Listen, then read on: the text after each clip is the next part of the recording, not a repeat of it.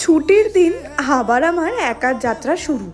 এই একা ছুটির দিনে থাকলে সবার আগে যেটা মাথায় আসে ঘুম থেকে উঠে সেটা হলো আজকে দুপুরবেলা আর রাতে কি রান্না করব।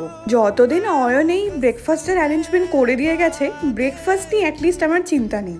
সাথে ও বাড়ি থেকে মাছও নিয়ে এসেছিল, আর এই যে ফুলকপিটা সেটাও কেটে রেখে গেছে। আসলে আমার এই সোসাইটির নিচে না ঠিকঠাক সবজি পাওয়াও যায় না। এই যে ফুলকপিটা এত বড় ছিল আর একার জন্য খাওয়া সম্ভব না, এটা দিয়ে আমার 2-3 দিনই চলে যাবে। তো মাছের ঝোলটা একবারে রাতের জন্য করে রাখলাম। আর এই যতদিন ঠান্ডা আছে পাতে বেগুন ভাজা ছাড়া চলে না। খাওয়া দাওয়ার শেষে ফল খেতে খেতে একটা মুভি দেখছিলাম, স্টোরি টেলার বলে। আমার তো বেশ ইন্টারেস্টিং লাগলো, মানে সাধারণ একটা গল্প ভালো করে সাজিয়েছে। বিকেলবেলা আবার হাঁটতেও গেছিলাম, না হলে না ছুটির দিনটা একদম বেকার লাগে। রাতে ডিনার করে দিনটা শেষ করলাম। টাটা।